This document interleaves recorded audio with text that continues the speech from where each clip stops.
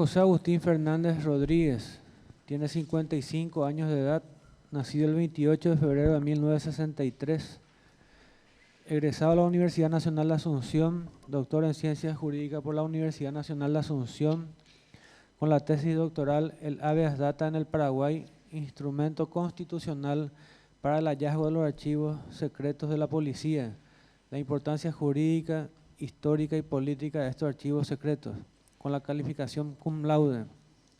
Fue agente fiscal, juez penal, miembro del Tribunal de Apelación Penal Tercera Sala, director de Asuntos Legales del Ministerio de Relaciones Exteriores, actualmente miembro del Tribunal de Apelaciones Penal de la Segunda Sala de la Capital. Ejerció la docencia en varias universidades, tiene publicaciones, disertaciones y exposiciones. Buen día, doctor José Agustín Fernández. Tiene 10 minutos para referirse sobre los ejes temáticos. El funcionario Ignacio Cardoso estaría indicándole con la carpeta amarilla y colorada a medida que transcurre el tiempo. También indicarle que por disposición del Consejo de la Magistratura está prohibida la lectura directa de los ejes temáticos. Solamente puede utilizar ayuda a memoria. Adelante. Permítame saludarle en su persona, señor presidente, a todos los miembros del Honorable Consejo de la Magistratura, al integrante del Tribunal de Honor, al público presente, a quienes nos miran y a quienes nos escuchan. En primer lugar, quiero dar gracias a Dios por este instante supremo, por permitirme estar frente a ustedes para exponerles mis ideas y mis propuestas. Quiero ser ministro de la Corte Suprema de Justicia del Paraguay. Para mí, este es un acto de gran transparencia, porque soy un hombre de fe y un hombre temeroso de Dios. El primer eje temático plantea el rol del Poder Judicial en un Estado social de derecho. E interpretando eso, creo que ¿qué es lo que el Poder Judicial efectúa en ese marco? Sabemos que la Constitución del año 1992 se adscribe a esa corriente, Estado social de derecho, democrático, en donde se controla y se limita el poder que viene del pueblo, social, en donde cambia, muta el sentido. Ciertamente el Poder Judicial siempre de alguna manera emitió fallos, pero a partir de la Constitución del año 1992 se le da mucha mayor importancia y mucha incidencia a lo social. Ciertamente el Poder Judicial, su función central es la de emitir fallos a través de sus jueces, y la Corte juega y tiene un rol trascendental. Va dictando fallos de carácter institucional, fallos que tienen mucha connotación social, mucha importancia, mucha incidencia en la vida política y para la sociedad. Es así que se han acentuado desde la vigencia de la nueva Constitución muchísimos fallos que de alguna manera marcaron el rumbo de la vida política en nuestro país. Por ejemplo, se han dictado fallos referentes a la inamovilidad, se han dictado fallos referentes a la presidencia de la República, se siguen dictando fallos referentes al derecho a la vida, fallos referentes a propiedades, en fin. De alguna manera, el sentido del Poder Judicial tiene una connotación mucho más importante a partir del año 1992. He tenido la satisfacción y el honor de, en estos casi 30 años de ejercicio de la función jurisdiccional, de dictar fallos de esa naturaleza. Me ha correspondido, por ejemplo, descubrir los archivos del terror, y a través de ello que se plantearon numerosas habeas data que han dado origen a muchísimas reparaciones o indemnizaciones de carácter social. Eso ha marcado la vida de mucha gente. Eso ha marcado también el rumbo de los derechos humanos de esta sociedad, un rumbo nuevo. Así también me ha correspondido como camarista dictar numerosos fallos, habeas datas, habeas corpus, amparos, muchísimas resoluciones de carácter que tienen mucha connotación relacionados a delitos económicos que de alguna manera la sociedad los tiene en mira. Y así también me ha correspondido integrar la Corte Suprema de Justicia y en tal sentido también dictado muchos fallos. Reitero, fallos que tienen una incidencia superlativa en la vida de la sociedad. Ese es el sentido que tiene la incidencia del Poder Judicial en un Estado social de derecho. Mi percepción acerca de la Administración de Justicia es que el Poder Judicial en la actualidad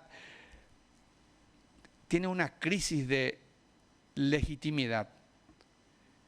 Y esa crisis de legitimidad, de alguna manera, el colectivo social tiene que tomarlo en cuenta y de tal forma que el Poder Judicial recupere su credibilidad. Esto tiene numerosas causas.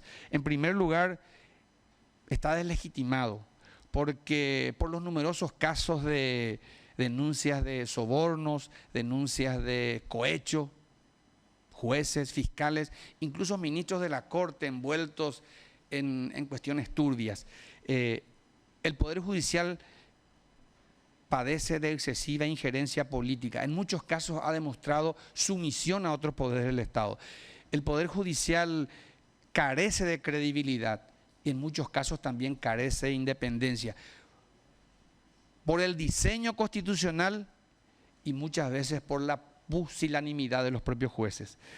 El Poder Judicial en muchos casos padece de esa excesiva injerencia política de órganos extrapoder, el jurado de enjuiciamiento de magistrados, el Consejo de la Magistratura en muchísimo tiempo ha ejercido esa influencia. El Poder Judicial es selectivo y es excluyente. Solamente los poderosos tienen el acceso libre, los pobres no, los oprimidos no. Definitivamente me gustaría después ampliar esto. El Poder Judicial muchas veces es injusto. En el Poder Judicial se puede hablar que hay mayor preeminencia de lo administrativo sobre lo jurisdiccional.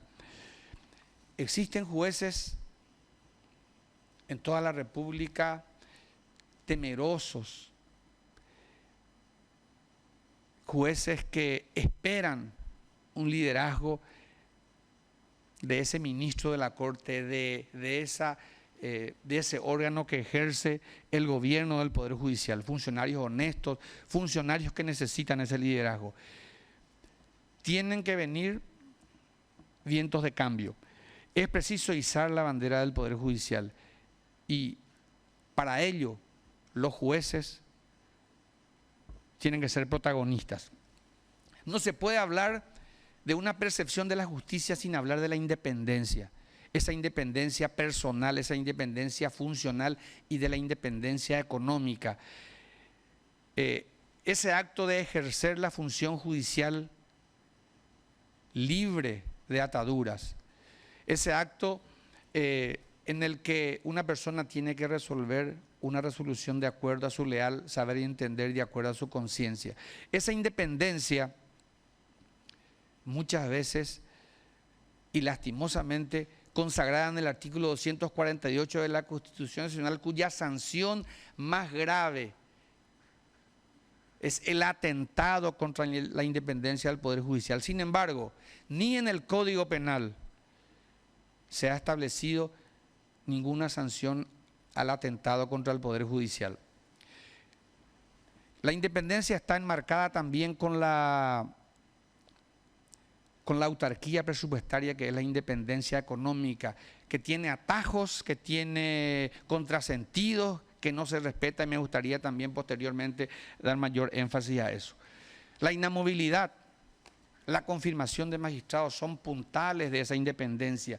La autarquía presupuestaria, lo reitero, es fundamental. la irreductibilidad del salario del magistrado también como parte de esa autarquía. Realmente estos años me han dado una visión casi completa de la realidad del sistema judicial y me permito decir que, en primer lugar, tenemos que reconocer que estamos en tiempo de crisis y que quien quiere ser ministro tiene que reconocer ese tiempo y tener la voluntad de cambio con coraje, con carácter, con honestidad, con fortaleza y valentía, enfrentar el gran desafío y el gran compromiso. En ese sentido, tenemos que ser conscientes que ser ministro es hoy con la vigencia de esta Constitución, lo cual implica ejercer un rol jurisdiccional y un rol administrativo.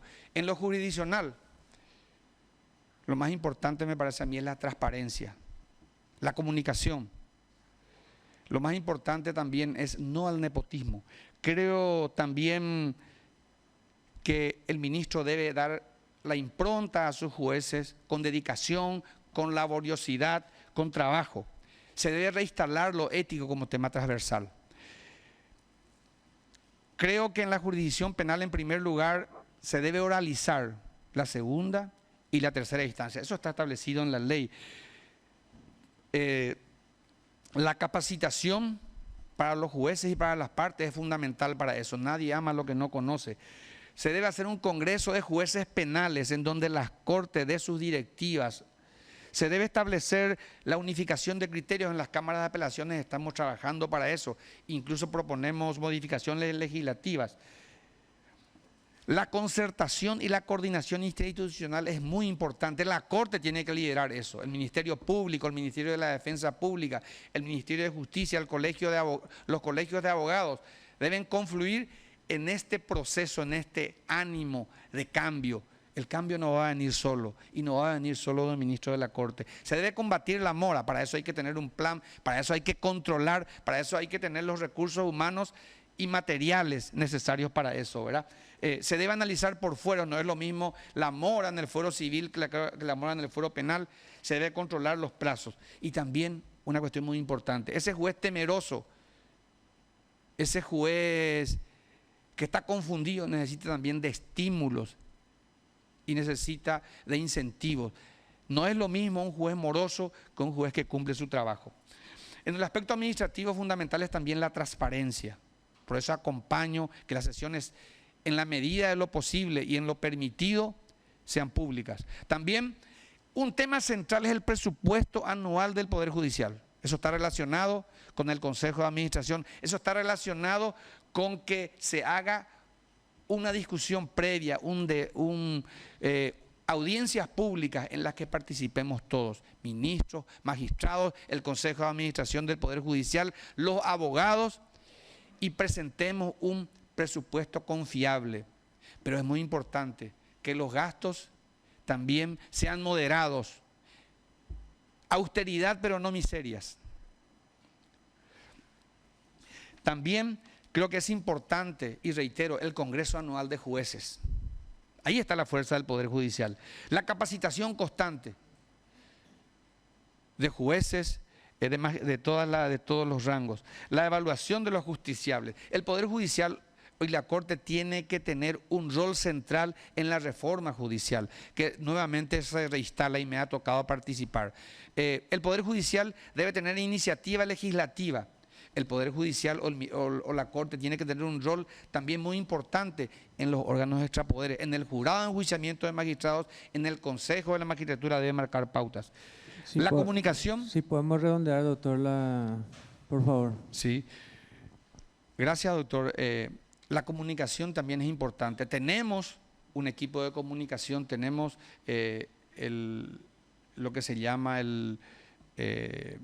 la televisión justicia, que también puede hacer realidad y la ciudadanía puede saber lo que hace el Poder Judicial. En fin, tantas cosas puedo decir que, en definitiva, tengo que recordar a mi madre que me decía que Mi hijo, no tenés que favorecer al pobre, no tenés que complacer al rico, sino que con justicia tenés que juzgar a tu prójimo. Y mi papá me decía que eso, mi hijo, significa que debes aplicar la justicia respetando a los ciudadanos, a los individuos y a los pueblos. Muchas gracias. Muchas gracias, doctor. Tiene la palabra el miembro del Tribunal de Honor, doctor Sixto Volpe. Buen día, doctor. Buen día, doctor. La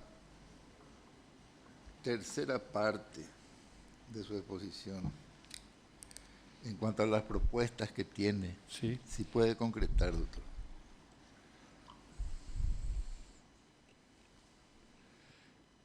Sí, doctor.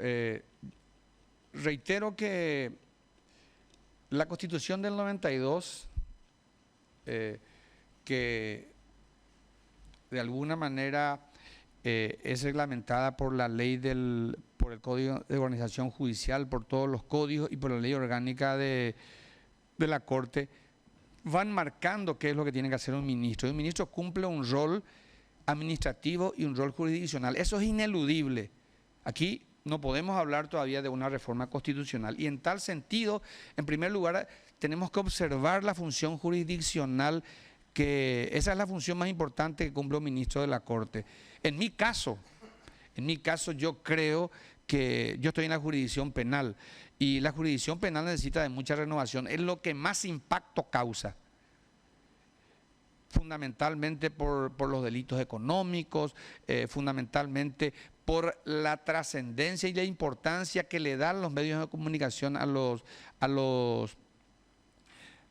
hechos punibles que se cometen en la República, fundamentalmente cohechos, fundamentalmente cobro indebido de honorarios. Entonces, en tal sentido, yo creo que tiene que instalarse la oralidad en segunda y tercera instancia. Eso es un imperativo y de hecho ello implica también capacitarse.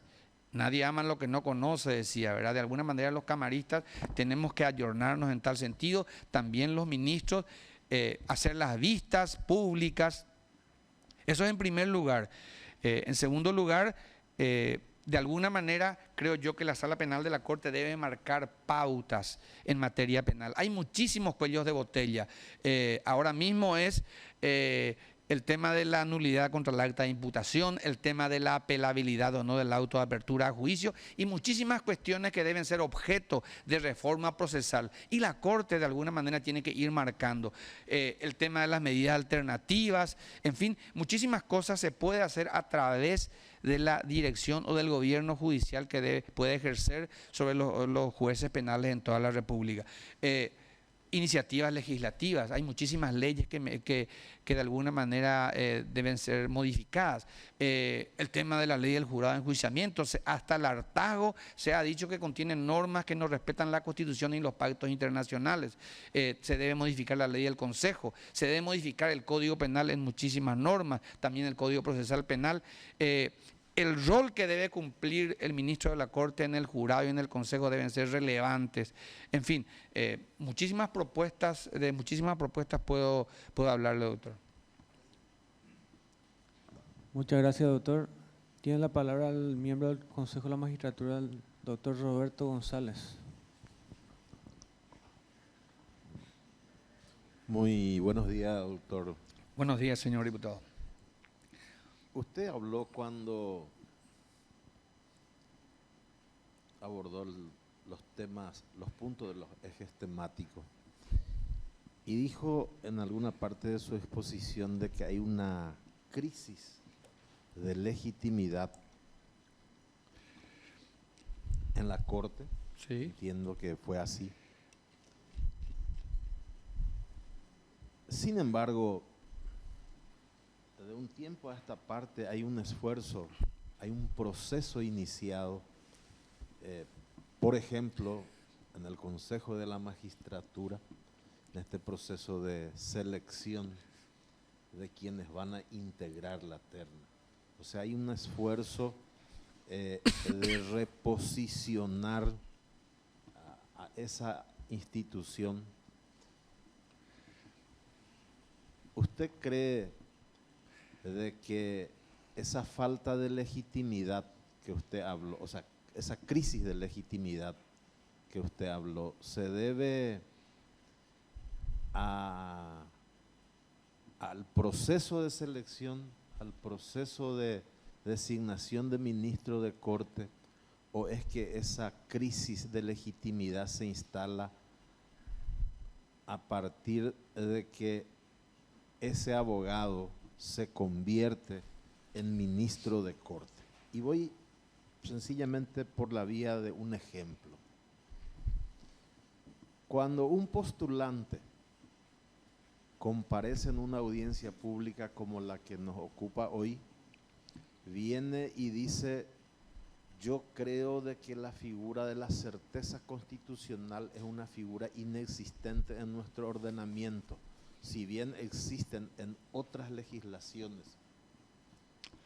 derecho comparado, constitucionalismo comparado, pero en el nuestro no existe. Pero al cabo de 2 meses de convertirse en ministro de corte es predominante en una causa de certeza constitucional y no dice de que tal figura no existe en nuestro ordenamiento. Comienza el proceso de deslegitimación. Y o cuando viene y dice: no, yo creo que el ministro de corte tiene que estar 5 años y nada más que 5 años, y luego tiene que someterse a un nuevo examen, a un nuevo proceso.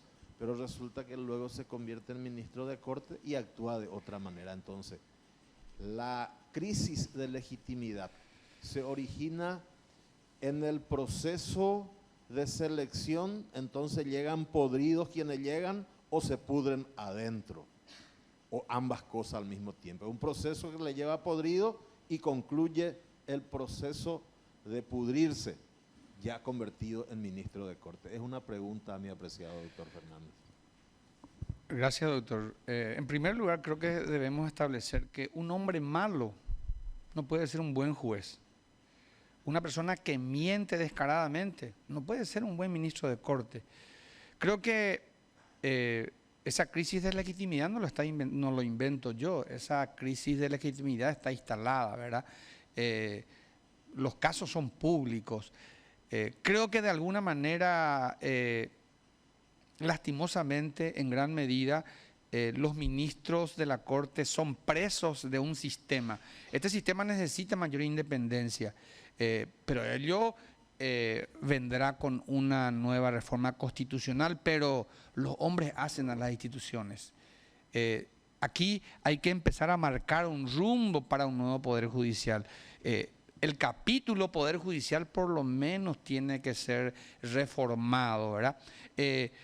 ¿Cuánto tiempo estuvieron algunos ministros con la espada de Damocles pendiente sobre sus cabezas en juicio político? ¿Tiene acaso el juicio político una reglamentación por el Parlamento? No existe. En fin, hay tantas cosas, ¿verdad?, que de alguna manera institucionalmente lo hacemos mal, pero yo creo que este consejo de alguna manera está reencauzando las cosas. Si yo estoy aquí es porque tengo plena confianza. Creo que esta audiencia pública es una muestra de esto, en donde nosotros de cara a la ciudadanía y de frente estamos haciendo nuestras propuestas, nuestras promesas, nuestros compromisos. Definitivamente tampoco el cambio y la renovación no lo va a hacer un ministro. El cambio lo tenemos que hacer todos, lo tenemos que hacer, lo tienen que hacer los abogados. La chicanería no es un invento, la chicanería no viene sola, vienen los abogados. Lo tiene que hacer el consejo, lo tiene que hacer el jurado, lo tenemos que hacer nosotros, lo tiene que hacer el Ministerio Público. La ciudadanía, que cada día es más exigente. En fin, este es un proceso que creo que está teniendo un buen inicio. Esta es una ola que felizmente también está alcanzando al Paraguay y implica un compromiso, implica sacrificios y creo que está entendiendo el mensaje del Consejo y yo también lo asumo personalmente. Creo que de a poco van a ir cambiando las cosas. Muchas gracias, doctor. Tiene la palabra el doctor Carlos Raúl Cabrera. Gracias, presidente. Buenos días, doctor. Buen día, doctor. Con respecto al habeas data, evidentemente eso fue una figura constitucional posterior al descubrimiento del archivo del terror donde usted tuvo una activa participación. Pero posteriormente a esa situación que quedó establecida en la Constitución, se utilizó como operativo ya el texto constitucional, pero a partir de allí no se generó, vamos a decir, ninguna ley que reglamente la figura del habeas data. Tal es así que esa figura posteriormente con la circunstancia de Infolcom y algún otro tipo de circunstancias que podían afectar a otras personas, son utilizadas y el juez lo debe recibir, pero no tiene, vamos a decir, un instrumento legal en el cual ceñirse. ¿Cuál sería, doctor, su opinión al respecto de esta situación o si la Corte tendría que, con la iniciativa parlamentaria, una ley al respecto? ¿Cuál es su opinión, que usted conoce mucho de este tema, doctor? En primer lugar, nobleza obliga a reconocer que ese acto del descubrimiento de esos archivos también tuvo otro protagonista, el doctor Nítes Riera, quien era juez de turno y que con él tuvimos que traer esos documentos, ¿verdad? Eso, ese es un hecho histórico, ¿verdad? A partir de allí se iniciaron muchísimas habeas data y mi tesis doctoral yo lo presenté respecto a ese punto, a esa figura constitucional, y lo dividí en dos partes. En una primera parte hice un estudio de esa figura jurídica, el origen, y lógicamente eso nace en el Paraguay a partir de la Constitución del 92. Uno de los problemas que tenemos justamente es que no existe una ley reglamentaria. Sí existen leyes relacionadas y prácticamente que copian el texto constitucional, pero es un habeas data de carácter económico, de carácter para las leyes de Infolcom. Pero estoy viendo malas praxis en los tribunales en los que se aplica para cuestiones que no son objeto de estudio a través de una habeas data. Incluso veo que se inmiscuyen en procesos o por ejemplo, hay casos en los que a través de una habeas data pretenden borrar un antecedente y ese antecedente tiene un juez competente, que es un juez penal. Y así sucesivamente creo que se está distorsionando esa figura que requiere una ley precisa, una ley reglamentaria, ¿verdad? Incluso en su procedimiento estamos utilizando la ley del amparo o el Código Procesal Civil en cuanto a los plazos. Definitivamente la habeas data necesita de una ley reglamentaria, pero lo más importante es que hasta ahora, en estos 26 años, tuvo ese impacto y ese valor de ser un instrumento constitucional para proteger los derechos humanos. Muchas gracias, doctor. Tiene la palabra el doctor Osvaldo González. Gracias, presidente. Buen día, doctor José Agustín Fernández. Buen día, profesor. Dentro de su exposición, usted incluyó el concepto de sistema de justicia. Habló en su carácter de postulante a ministro de Corte, habló del Poder Judicial, e incorpora el término sistema de justicia, que no solamente involucra a la gente del Poder Judicial, sino también al Ministerio Público, a los abogados, todos aquellos que están de alguna u otra manera cumpliendo actividades involucradas al Poder Judicial, o que lo involucran al Poder Judicial. Y también habló de la necesidad de un cambio dentro de ese sistema de justicia para tener realmente resultados en el Poder Judicial y en consecuencia en la Corte también. Ahora, a partir de la selección a ministro de Corte, y en caso de que usted sea designado ministro de Corte, ¿qué le parece a usted que pueda hacer un ministro de Corte para lograr ese cambio dentro del sistema de justicia? Porque acertadamente también mencionó, un ministro de Corte es muy poco lo que puede llegar a hacer.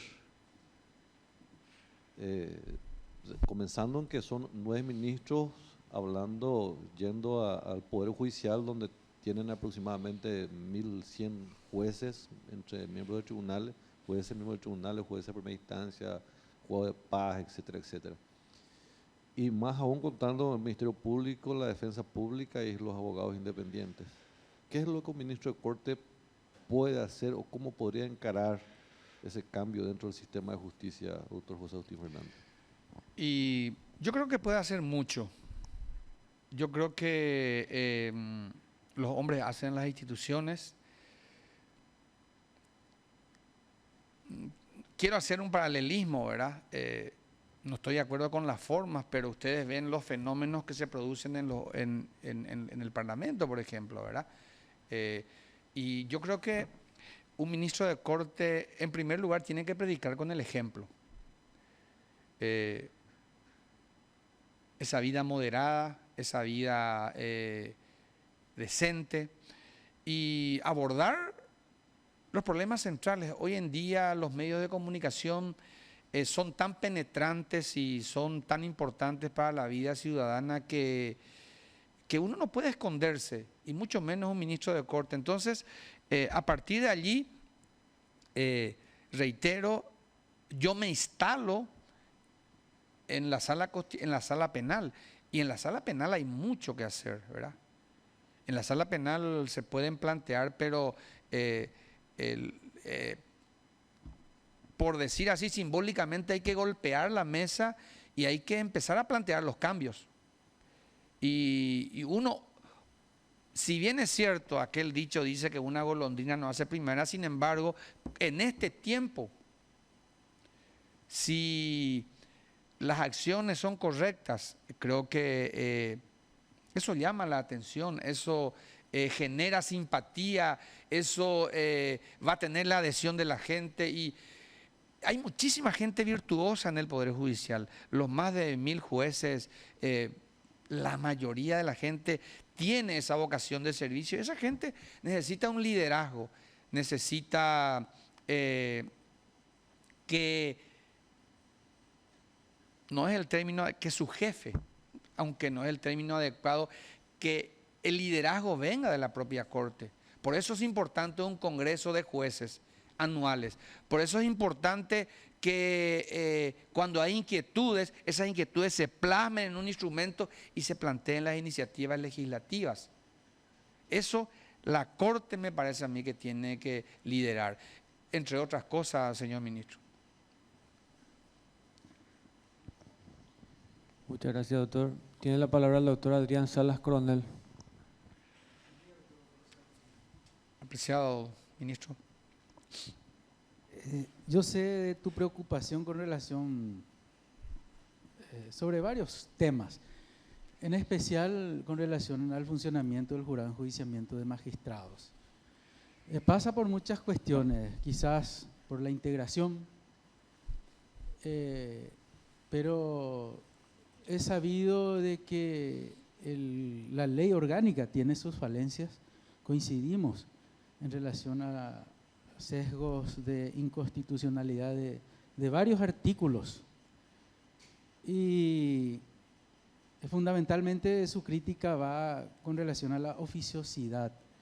En cuanto yo soy consciente de que la suspensión es inconstitucional por parte del jurado porque es una facultad privativa excluyente de la Corte conforme a la Constitución Nacional. Pero con relación a la investigación de oficio por parte del jurado, yo me pregunto, hay casos graves, fundamentalmente casos de narcotráfico, delitos contra el medio ambiente, donde generalmente el trámite se da entre el Ministerio Público y el juzgado. No hay, digamos, una suerte de víctima directamente, sino la sociedad. Y en esos casos, cuando se produce un contubernio, por decir, entre el fiscal y el juez, y queda impune un hecho grave de narcotráfico y medio ambiente, no hay quien pueda denunciar.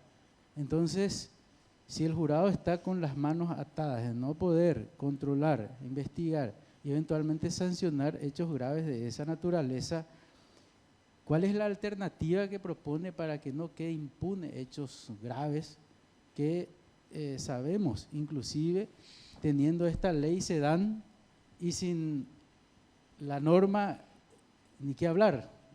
No sé si me entiendo. Sí, totalmente. Sí. Eh, Gracias, doctor.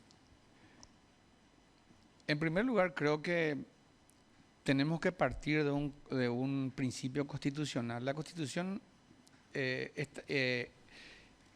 y los pactos internacionales garantizan el principio de la imparcialidad. Y por allí yo veo el primer problema. Nadie puede ser juez y parte al mismo tiempo.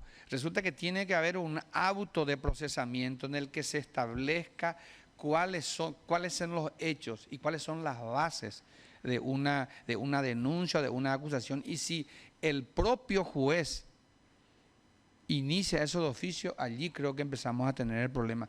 Comparto su preocupación. La propia ley, la propia ley establece quiénes tienen que ser los organismos que planteen la acción. Las cámaras, el Ministerio Público, el Ministerio de Justicia, incluso la propia Corte. Yo creo que las instituciones tienen que asumir sus roles. Eso está en la ley y tiene que hacerse de esa forma. Pero me parece a mí que y eso creo que se conversa. Y entre ustedes, los 8 miembros del Consejo, acá hay una cuestión sumamente seria, que alguien asuma si en el jurado hay un representante de la Corte, si en el jurado casi normalmente hay un representante del Poder Ejecutivo. En fin, creo que hay que respetar las normas y creo que el tema viene del modelo que tiene la ley del jurado, un modelo híbrido, y nosotros creo que tenemos que ayornarnos y ir al modelo acusatorio, donde tienen que dividirse las partes, tiene que haber un órgano que acusa, un órgano que defiende y un órgano que juzga, ¿verdad? Yo veo que su actuación como miembro del Consejo es totalmente moderada y ecuánime. Sin embargo, ¿cuántos miembros del jurado han utilizado su ubicación y su puesto como garrote? Ese es el problema, ¿verdad? ¿Quién le garantiza? ¿Quién le garantiza al ciudadano? ¿Quién le garantiza al justiciable? Y el mayor problema es que ustedes son jueces de jueces, ¿verdad? Y definitivamente creo que hay que encarar esa reforma. Creo que, y en esa reforma tiene que haber un órgano acusador, un fiscal jurisdiccional a mi criterio, ¿verdad? Con todas las garantías que tiene que pasar por el Consejo de la Magistratura y que ejerza ese rol con todas las responsabilidades del cargo, ¿verdad? No sé si esa es mi opinión respecto a eso, señor consejero. Muchas gracias, doctor. Tiene la palabra el doctor Cristian Kriskovich. Gracias, presidente. 2 puntitos me gustaría que profundice, doctor. Sí. Uno, usted se refirió al hablar del Poder Judicial, reinstalar lo ético. ¿Cómo se reinstala lo ético? Porque si es a través de un cuerpo normativo, todos sabemos que no hay efectividad. ¿Cómo reinstalar lo ético en una institución que usted mismo describió en crisis, no solo de legitimidad, sino también de corrupción? Y lo segundo, para enganchar, al hablar de mora judicial, habló de establecer estímulos a los jueces. ¿Qué tipo de estímulos puede darse para evitar la mora? Los jueces somos personas humanas de carne y hueso. Podemos cometer errores, pero también podemos redimirnos. Esa redención me parece a mí que tiene que partir de del propio órgano de gobierno. Si uno ve que en su casa hay un padre exigente, un padre que hace cumplir las reglas, y en la casa todos estamos ordenaditos. Y creo que esa es la simple, esto al final es son como las reglas de la familia, ¿verdad? La Corte tiene que empezar ese proceso, me parece a mí, ¿verdad? Los hombres son fundamentales para esto. Los errores que se cometieron, pues dejémoslo atrás, miremos adelante. Empecemos un mejor rumbo para el sistema de justicia. Definitivamente creo que todos tenemos defectos, todos tenemos, pero también todos tenemos muchísimas virtudes. Y este es un pueblo que puede levantarse. Y reitero, el Poder Judicial está en gran parte conformada por gente virtuosa y por gente que realmente puede enderezar los rumbos. Respecto al tema de la mora, creo que, no sé si... Ah, claro. La conflictividad de la sociedad es altísima. Cada vez hay más procesos y eso se ve en los medios de comunicación, o sea que nosotros cada vez tenemos más procesos. Yo estoy en un tribunal de apelación y por cualquier cosa se apela, pero de pronto falta esa coordinación interinstitucional. Hay cuestiones que plantea el Ministerio Público que 1000 veces el Tribunal de Apelación le dice que no procede, pero siguen planteando. Hay cuestiones que se plantean, por ejemplo, el tema de la reposición y apelación en subsidio contra el acta de imputación. Toda la jurisprudencia dice que no es la forma, se sigue planteando. Entonces, de alguna manera, los abogados te plantean una recusación en pleno juicio, con lo que ello significa, con el costo que eso tiene. Y eso hay que hablarlo, por eso esa coordinación y esa concertación es fundamental. Eso va a incidir en todo el proceso, ¿verdad? Y eso va a ver que haya menos mora. Y yo decía que hay muchísimo, resulta que de pronto el Poder Judicial también se descentralizó, pero la densidad poblacional de Central no es lo misma que la de Cazapá. En Cazapá a lo mejor están al día, pero en Central, ¿cómo uno va a estar al día? Entonces, todo ese tipo de cosas tiene que formar parte de un análisis, ¿verdad? Tenemos la infraestructura que queremos para nuestra justicia en Lambaré, en Villa Aliza no tenemos, en J. Augusto Saldívar. En fin, son cuestiones que hay que encararlas, me parece a mí, con responsabilidad. Y reitero, este carro lo tenemos que estirar juntos. Y respecto a quienes cumplen ese plazo, y pues hay que estimularlos.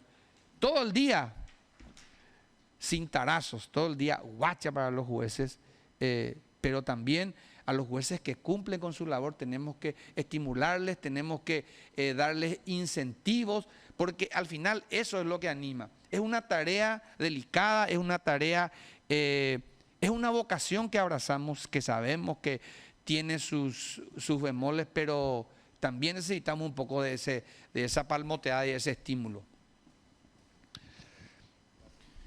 Muchas gracias, doctor. Tenemos consulta del auditorio, doctor.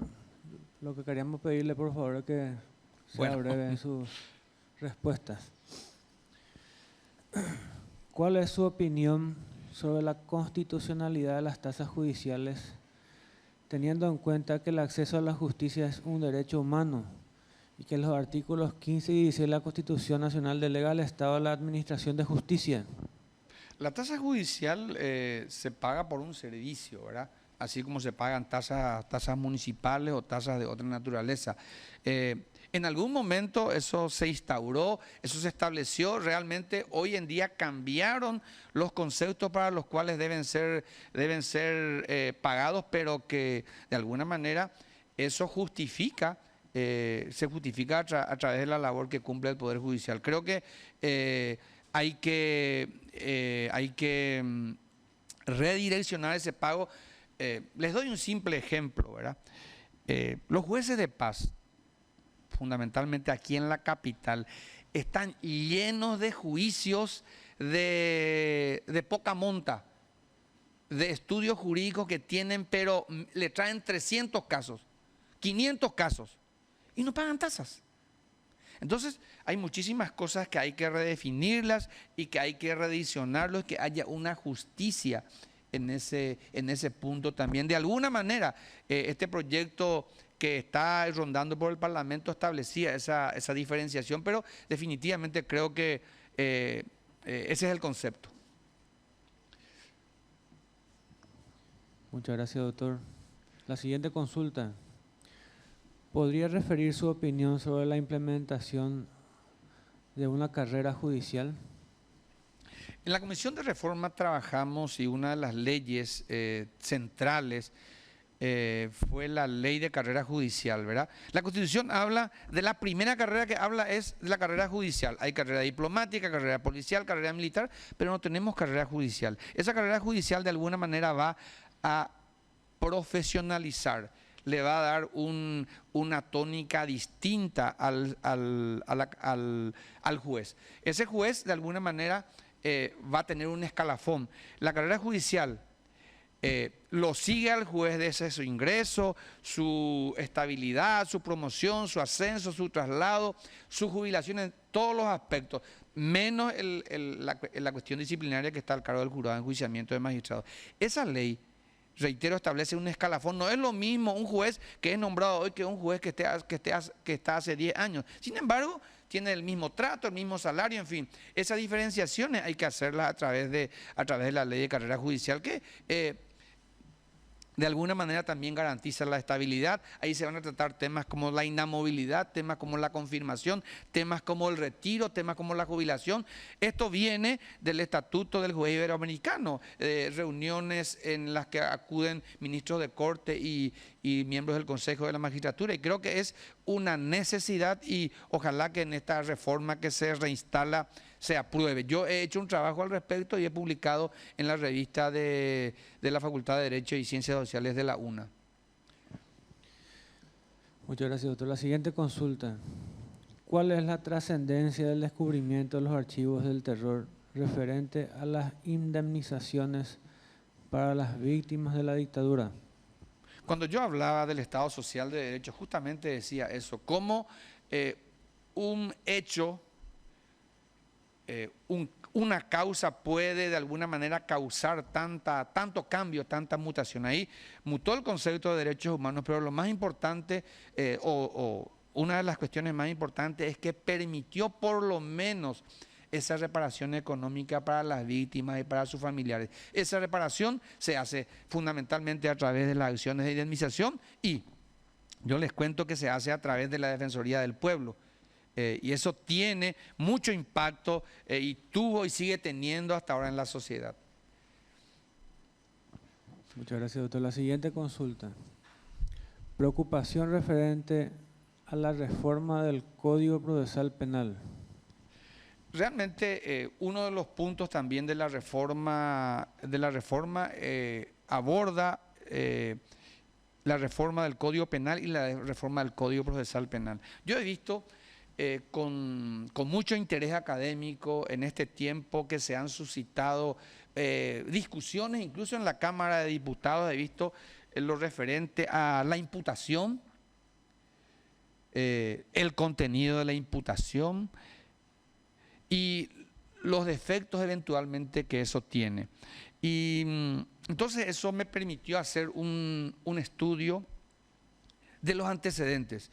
Y creo que uno de los cuellos de botella del sistema penal hoy día está en eso, en plantear la nulidad del acta de imputación o plantear las reposiciones contra esa imputación. ¿Y qué pasa? Esa imputación tiene que estar fundada, dice la ley, pero se habla de control judicial. ¿Realmente los jueces de garantía ejercen ese control judicial? Contra esa imputación no se puede hacer absolutamente nada. Solamente el juez lo que puede hacer es anotar y que siga el proceso. Pero en el modelo, en el anteproyecto del Código Procesal Penal, eso estaba establecido en el artículo 303 como auto de procesamiento, como un auto. Esa imputación tiene que tomarlo el juez, tiene que valorarlo, rechazarlo para que el fiscal lo argumente, pero tiene que ser una resolución motivada de acuerdo a los parámetros constitucionales. ¿Por qué? Porque es lo que realmente causa agravio. Sobre ese punto, realmente estoy escribiendo un pequeño artículo. Y reitero, no es un invento, esto está en el anteproyecto del Código Procesal Penal que fue modificado como auto de procesamiento, el acto a través del cual el juez toma el acta de imputación y hace un juicio de valor de eso. Muchas gracias, doctor. La siguiente consulta es una consulta que llegó a través de la Secretaría del Consejo. Es una suerte de denuncia que hace referencia a su persona. Sí. Voy a dar lectura. Es conocido el caso que lo involucró hace cierto tiempo vinculándolo a la venta de una resolución en caso de narcotráfico. En ese caso, ¿por qué usted se niega a que su computadora sea peritada? Yo creo que está mal, la información no es correcta. En las audiencias anteriores ya se había evacuado esta consulta y categóricamente incluso hay sentencias al respecto y bajo ningún sentido tiene esa connotación que tiene la pregunta. No sé si puedo ampliar más. Doctor, yo sencillamente Sí, leo exactamente cómo llega. O sea, llegó a través de la Secretaría. Usted es libre de referirse como mejor le parezca. Asimismo, creo que los datos son equivocados, bajo ningún sentido estuve involucrado en la situación que se plantea. Sencillamente hubo un caso en el que un funcionario nuestro eventualmente tuvo un problema, ese funcionario ha sido condenado, pero en todos los fallos de primera y segunda instancia no se hace ninguna alusión a mi persona y todas las dudas que pudieron existir fueron aclaradas. Existen los peritajes correspondientes y bajo ningún sentido me involucré en situación de esa naturaleza. Excelente, doctor. Con esto damos por finalizada su exposición. Muchas gracias, señores. Vamos.